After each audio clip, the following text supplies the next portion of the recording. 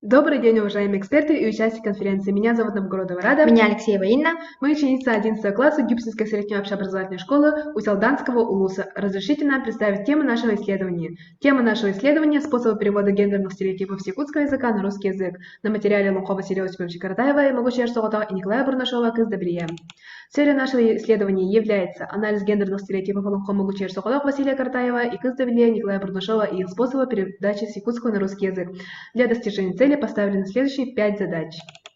Теоретической основой данной работы послужили труды ученых Василия Васильевича Илларионова, Туяра Васильевны Илларионовой, Анны Николаевны Даниловой, Валерия Наумовича Комиссарова, Леонида Степановича Пархударова, Петровой Тамары Ивановны.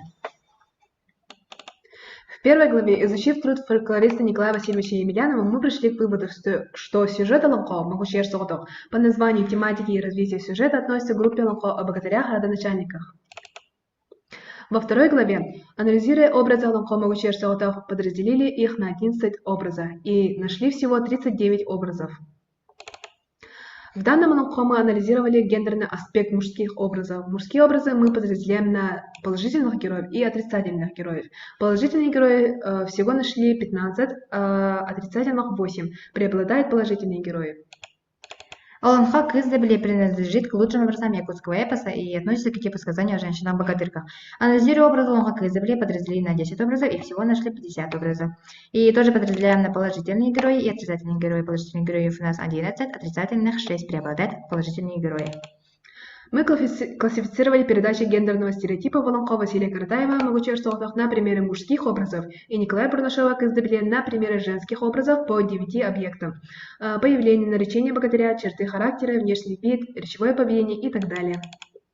Также нашли 21 видов переводческих трансформаций в эпосах Кыздабрия и Могучая Соготова. В эпосе Олонко Могучий Соготов нашли 128, а в Кыздабрия 93. Преобладает замена вида глагола и транскрипция. Стилистические замены нашли Могучий Соготов 7, а в Кыздабрия 6. Замена вида глагола. Вид глагола – выразительное средство для описания темпа действия, часто используется в Олонхо. В Олонхо Могучая Соготова 12, Кыздабрия 9. Например, «Кюргін оғыса саргына сақтады кутавых моптан келесі». Стал высекать из крестовеском «кюр», высек огонь со звуком «сар» и раздул пламя на священном огне. «Кюргін оғыса саргына сақтады» – это кратковременный вид, а «кависа» – законченный. В переводе звукоподражательные слова «осталось» заменено наречием, кратковременный вид передан экспликацией, а законченный вид заменен глаголом. Также есть замена форм непричастия, замена форм причастий, морфологические преобразования. Парное слово дополняет оттачивает содержание, является свидетельством богатства языка. В русском языке парное слово употребляется редко, в связи с этим при переводе происходят различные изменения. Также есть замена падежных форм, эквивалентная замена, экспликация в эпосах, добавление имени прилагательных в эпосах, опущение имени существительного, транскрипция. Способ транскрипции не раскрывает полностью значение слова, потому и в большинстве случаев сопровождается экспликацией. Таким образом, переходим к следующим выводам. В Олонхо ярко выражено отношение якутского народа к человеческим качествам, что он одобряет и осуждает.